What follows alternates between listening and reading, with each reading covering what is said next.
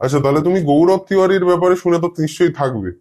তো তিনি, আমি যতটুকু জানি, আমি খুব ডিটেলস জানি না, তো আমি ভুল হতেই পারি। তো আমি শুনেছি যে উনি খুব মিস্টেরিয়াসলি ভাবে মারা গেছিলেন। কিন্তু আমি এটাও শুনেছি যে উনি খুব বড় একজন প্যারানর্মাল ইনভেস্টিগেটর ছিলেন, যার খুব মানে অনেক বিদ্যা ছিল বলতে পারো। তাহলে কি এত বিদ্যা থাকা সত্ত্বেও সে এরকম মিস্টেরিয়াসলি মারা গেলেন, সেটা তোমার কি মনে হয় কি করে হতে পারে? তাহলে লোকজন, তুমি যে বলছিলে যে লোকজনকে হেল্প করবে, ও নিজেরই করতে পারলো না, সেটা কেন আর কি কারণে হতে পারে তোমার কি মনে হয়?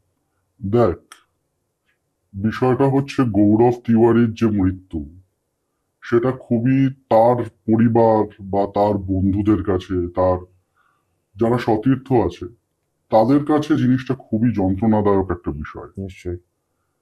অনেক কিছু তত্ত্ব, অনেক কিছু ঘটনা উঠে এসছে টুকরো টুকরো ভাবে অনেকের কাছ থেকে। যে জিনিসটা আমি বলতে পারি হুম।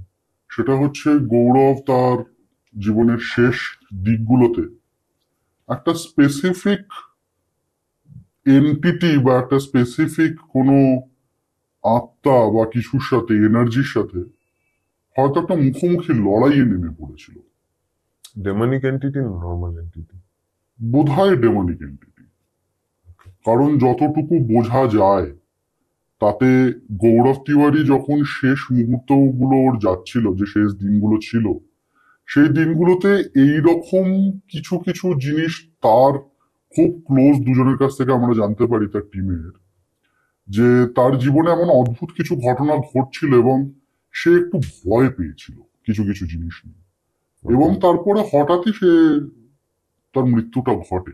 এবং এটা জানিস কিনা জানি না, হুম। ওর টিমে একটি মেয়ে ছিল। যখন গৌরবের মৃত্যুটি হয় হুম। তখন সেই মেয়েটি তার বাড়িতে ছিল। মেয়েটি প্রবাবলি অন্য একটি শহরে ছিল সেই সময় যখন আচ্ছা। গৌরবের মৃত্যুটা হয়। ওকে। যতটুকু শুনেছি বা যতটুকু জানি তাতে এটুকু বোঝা গেছিল যে ওই সময়টাতে হঠাৎ করেই মেয়েটির বাড়িতে পাওয়ার অফ হয়ে যায়, লোডশেডিং হয়। আচ্ছা।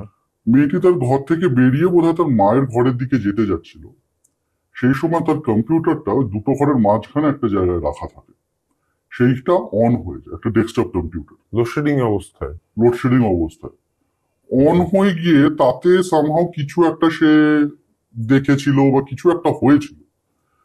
এবং তারপরে হঠাৎ করে সে দেখে গৌরব তার সামনে দাঁড়িয়ে আছে বা এরকম কিছু একটা। কম্পিউটারের মধ্যে না বাইরে? বাইরেই তার আচ্ছা। সামনে দাঁড়িয়ে আছে বা আচ্ছা। এরকম কিছু একটা সে দেখেছিল। আচ্ছা। আমি ঠিক মনে করতে পারছি না পুরো ঘটনাটা, কিন্তু যতদূর মনে হচ্ছে এরকম একটা শুনেছিলাম ওকে। বা পড়েছিলাম। এবং তার পরবর্তীকালে সে তার বাড়িতে, সে একটু অবাক হয়ে যায়, তার একটু মানে অদ্ভুত লাগে জিনিসটা, একটু ভয় লাগে। সে ঘরের মধ্যে চলে আসে, বাড়িতে কারেন্ট আসে। এবং ঠিক সেই মুহূর্তে তাদের টিমের আরেকজন, যে গৌরবের সবচেয়ে ভালো বন্ধু ছিল, হুম। সেই ছেলেটি মেয়েটিকে ফোন করে এবং বলে গৌরব ইজ নো মোর। সে ঠিক ওই জিনিসগুলো হওয়ার পরেই? মানে অ্যাকচুয়ালি বোধহয় গৌরব সেই সময় এসেছিল ওকে বলে যাওয়ার জন্য এটা, যে আমার কাজগুলোকে তোরা এগিয়ে নিয়ে যাস, অসম্পূর্ণ কাজগুলোকে তোরা তো করিস। ও ও কি ওই কোনো পার্টিকুলার কেসের ওপর ওই সময় কাজ করছিল? সেই সময় অনেকগুলো অনগোয়িং কেসেস ছিল, আর সবচেয়ে বড় কথা যেটা সেটা হচ্ছে ওই গৌরবের একটা বড় কেস চলছিল। মানে সেটাও নিজে কিছু ইনভেস্টিগেশন করছিল। আচ্ছা। সেই ইনভেস্টিগেশন গুলো ঠিক কি বা কার মানে কোথায় করছিল, কি বিষয়, সেইগুলো ডিটেলস জানা নেই। পাবলিকলি কারোর কাছেই নেই। কিন্তু সেগুলো নিয়ে অনেক তত্ত্ব তালাশ, অনেক কিছুই অনেক হয়েছে। থিওরিজ হয়েছিল, আমি আছে, দেখেছি। অনেক কিছুই থিওরি আছে, কিন্তু সেগুলো নিয়ে আলোচনা বোধহয় না করাটা উচিত। সমীচীন। হুম। কারণ মৃত ব্যক্তির ব্যাপারে মৃত কথা বলাটা ব্যক্তির ঠিক কথা, ঠিক নয়। তার থেকেও বড় কথা, ওর মৃত্যুটা আমাদের অনেকের কাছেই খুব শকিং বলে বলতে পারিস। বুঝতে পারছি। আচ্ছা, তাহলে আমি যা বুঝতে পারলাম এই পার্টিকুলার কেস থেকে, এই পার্টিকুলার ফিল্ডে থাকা নিশ্চয়ই জীবনের জন্য ভয়ানক হতে পারে, তাই না? ভয়ানক, দেখ ভয়ানক যখন হয়তো একজন মারা বলবো না। গেছে এই পার্টিকুলার ফিল্ডের জন্য, আর লোকে বলছে, ইভেন থিওরিজ এরম আছে যে ও কোনো ইনভেস্টিগেশন করার সময় মারা গেছে, তাহলে নিশ্চয়ই এগুলো ইয়ে হতেই পারে। দেখ, আমি এটা বলবো না যে এটা হয়তো থাকা খুব ভয়ানক বিষয়। কিছু নিয়ম নীতি সব জায়গাতেই মানতে হবে। সিভিল ইঞ্জিনিয়ারিংও তো খুব মারাত্মক বিষয়, যে কোনো সময় যে কিছু অ্যাক্সিডেন্ট হতে পারে। সেটা ঠিক, তাহলে বাট দুটোকে কম্পেয়ার করা তো উচিত না আমার মনে হয়। সেখানে হয়তো ফিজিক্যাল ইনজুরিজ এর চান্সেস বেশি, হুম। এইখানে হয়তো অন্য রকম ভাবে ইনজুরিজ এর চান্স হওয়া বেশি।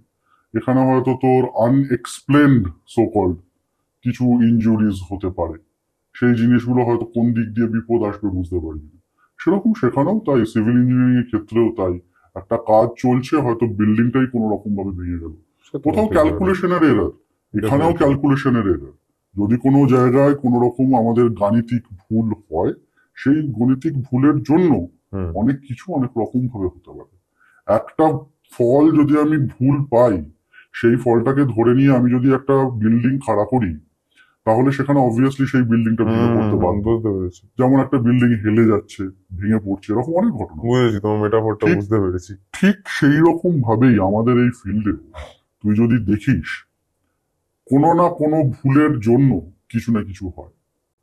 ঠিক। হয়তো কোনো না কোনো ভুলের জন্য কোনো বড় বড় নাম করা ব্যক্তির কোনো ঘটনা ঘটে গেছে, বা হয়তো